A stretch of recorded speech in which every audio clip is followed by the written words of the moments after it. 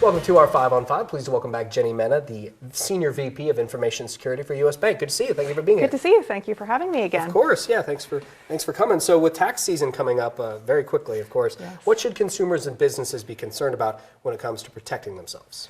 Sure. Well, tax season is here, and in addition to the regular tax season, there's all of the news about the new tax bill and what that's going to mean. Within a business, we are continuing to see what we call the business email compromise. Now, at the beginning, what we saw was a lot of fake emails from CEOs to chief financial officers saying that it was very urgent to send wire transfers. What we saw last year in tax season was a variant that looked like the CEO or another executive contacting the head of human resources saying, send me all of the W-2 information for all of our employees. People were sending that because they thought, oh my gosh, it's the boss, I have to send it right away. And criminals were taking that information and filing phony tax returns right away. Wow. And once that data is gone, it's gone. And so what we really encourage people to do in this tax season in your business, talk to your employees about the potential for scam. If you are an employee, whether you work in HR or a different part of the company, because they keep really changing up these schemes, think about, is this an unusual request?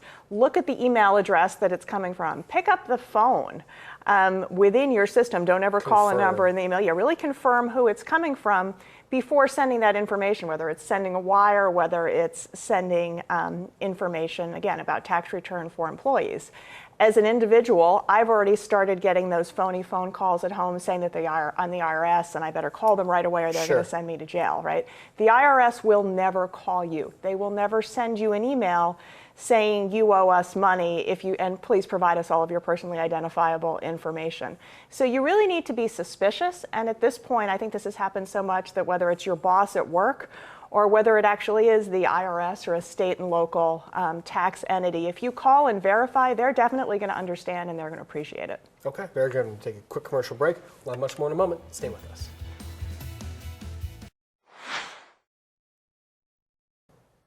Welcome back to our 5 on 5. Again, we're here with Jenny Menna, the Senior VP of Information Security for U.S. Bank. So, Jenny, we heard a lot about ransomware this past year. Is this trend going to continue?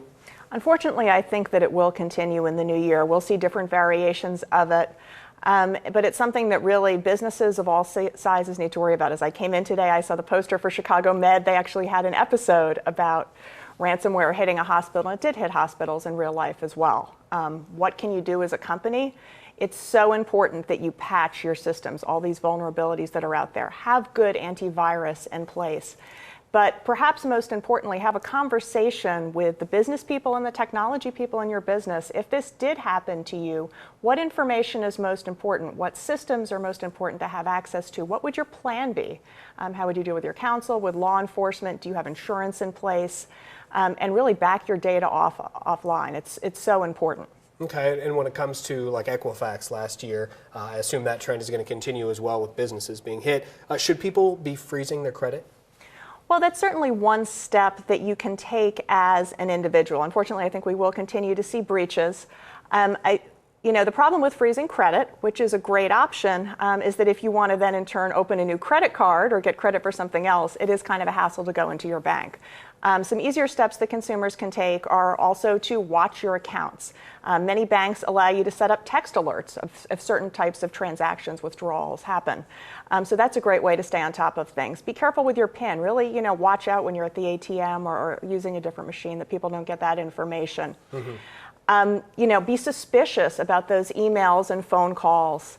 And if something unusual happens, report it to your bank right away. And then finally, I would say use the additional identity protection features that many institutions have available. So look at second factor authentication rather than just username and password to get into your financial accounts. Other things that are available, biometrics are wonderful. Okay, and we're talking just consumers, the people out here who are watching right now. Yes. What's the single best thing they can do this next year to keep their information safe? I would say you really need to do all of those things. Be vigilant, be suspicious for scams, and it really is, we have to keep an eye on our own financial accounts. Yeah, it must be profitable because it continues, they're always evolving, finding new ways. Indeed. I mean, it's a huge business. It's long since, in terms of volume, passed the international drug trade. They're international criminal groups that operate like big businesses. They have 24/7 customer support, multilingual money-back guarantees, and they're developing hacking software that they sell to less sophisticated actors so that it's easier to get into the cybercrime game. Wow. Good to see you. Thank you so much for being here. Appreciate it. Take care. All right. Stay with us. We'll be right back.